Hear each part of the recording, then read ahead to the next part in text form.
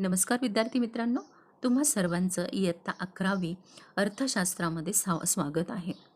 अर्थशास्त्र हे एक सामाजिक शास्त्र आहे आणि अर्थशास्त्र हा जितका जुना विषय आहे तितका तो नवीन विषय देखील आहे. कारण दररोज अर्थशास्त्रामध्ये अनेक सारी माहिती ही जमा होत असते आणि मग अर्थशास्त्र हा कौटिल्याच्या अर्थशास्त्रापासून आज तागायतपर्यंत त्याच्यामध्ये आमूलाग्र बदल होत गेलेले आहेत.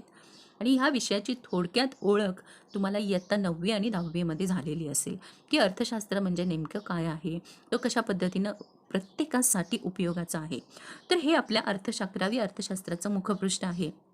ह्याच्यावरती काही फोटोज तुम्हाला दिसत असतील, की वेगवेगळ्या प्रकारच्या ॲक्टिव्हिटीज या चित्रामध्ये आपल्याला दिसत आहे, की ज्या activity related to the industry, agriculture, service sector, trade असेल, याच्याशी एज्युकेशन आहे, अ, या सगळ्याशी संबंधित उद्योग, व्यापार, शिक्षण, आरोग्य ह्या सगळ्याशी संबंधित तुम्हाला या काही दिसत असतील. याच्यावरून तुमच्या लक्षात येईल, की अर्थशास्त्र हा एक विस्तृत असा विषय आहे, की ज्यामध्ये जवळपास सर्वच विषयांचा समावेश होतो. त्यामध्ये सर्वच मानवी आर्थिक क्रियांचा समावेश होत असतो. म्हणजे एखाद्या मानवाला त्याच्या दैनंदिन जीवनामध्ये ज्या ज्या गोष्टींची आवश्यकता असते, ज्या ज्या आर्थिक क्रियांची गरज असते, त्या सगळ्या आर्थिक क्रियांचा अभ्यास तुम्ही इथे अर्थशास्त्रामध्ये करणार आहात. मग पैसा असेल, ॲग्रिकल्चर सेक्टर असेल, इंडस्ट्री सेक्टर असेल, सर्व्हिस सेक्टर असेल, एज्युकेशन असेल, हेल्थ पॉल असेल, तर या सर्व क्षेत्रांचा अभ्यास करणार आहोत. तर आपण बघूया, की या वर्षीच्या अर्थशास्त्रामध्ये कोणकोणत्या धड्यांचा समावेश आहे आणि आपल्याला कोणकोणते धडे यावर्षी अभ्यासायचे आहेत. म्हणजे अर्थशास्त्राला असं म्हटलं जातं, की सामाजिक शास्त्राची राणी आहे, the queen of social sciences. म्हणजे किती छान वर्णन अर्थशास्त्राचं केलेलं आहे, अ क्वीन सोशल सायन्सेस असं अर्थशास्त्राला म्हटलं जातं. मग ॲडम स्मिथ असतील, अल्फ्रेड मार्शल असतील, अनेक सारे अर्थतज्ज्ञ आहेत, की ज्यांनी अर्थशास्त्राचं विस्तृत असं विवेचन केलेलं आहे. तर आपण बघणार आहोत कंटेंट काय आहेत किंवा चॅप्टर्स आपले कुठले आहेत, की जे आपण या वर्षाकरता अभ्यासणार आहोत इयत्ता 11वी. पहिला आहे basic concept in economics. In this chapters, we will discuss on the different concept. For example, want असेल, नेसेसिटीज असतील, त्याचबरोबर मायक्रो इकॉनॉमिक असेल, मॅक्रो इकॉनॉमिक्स असेल, त्यानंतर ॲग्रिकल्चर सेक्टर असेल, नॅशनल इन्कम असेल, इकॉनॉमिक डेव्हलपमेंट, इकॉनॉमिक ग्रोथ, अशा काही ज्या बेसिक कन्सेप्ट आहेत, की ज्या 11वीच्या विद्यार्थ्याला तिथून त्याची सुरुवात किंवा हा एक स्वतंत्र असा 100 मार्कांचा विषय आहे. आणि मग त्यामध्ये काही घटक जे आहेत, त्या बेसिक संकल्पना ज्या आहेत, त्या माहीत असणं गरजेचं आहे. म्हणजे गरज काय आहे? आता तुम्ही बघितलं असेल, की हा सुविचार तुम्ही बऱ्याच ठिकाणी ऐकलेला असेल, की गरज ही शोधाची जननी आहे, की गरजेतून अनेक सारे शोध लागले जातात. मग गरज काय आहे?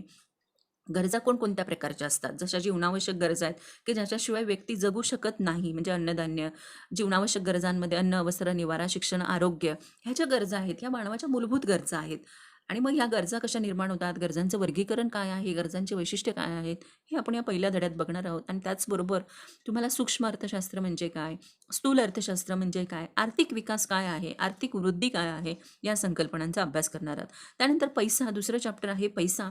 मनी. या मनी चॅप्टरमध्ये तुम्ही बघणार what is the definition of money with the features and with the function of money. हे पॉईंट्स आहेत, की यामध्ये पैशाचे वैशिष्ट्य काय आहेत, पैशाचे प्रकार काय, टाइप्स ऑफ मनी काय आहे.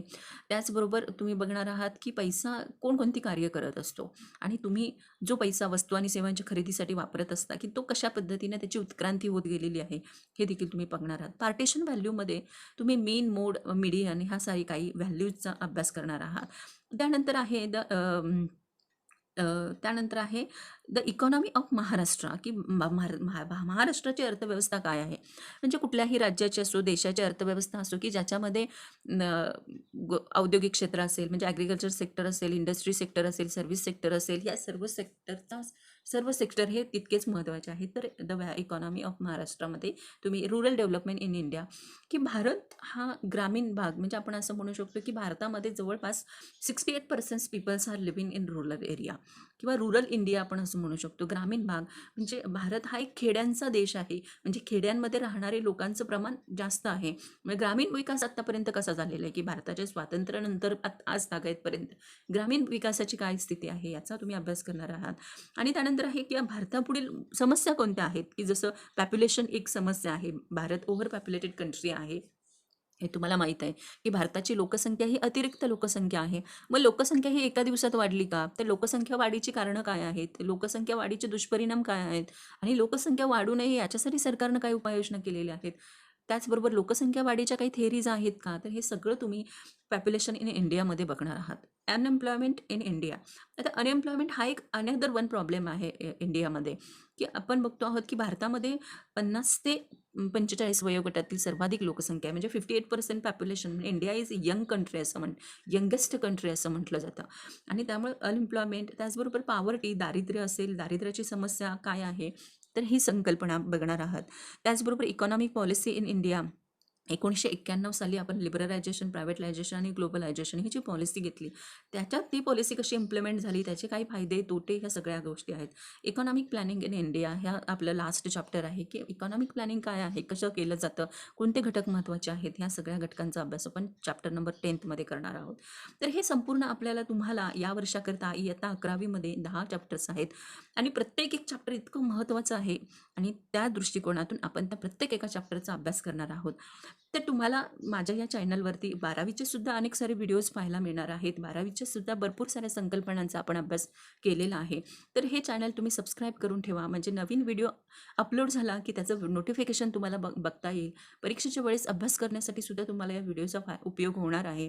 तेव्हा चॅनलला सबस्क्राईब करून ठेवा.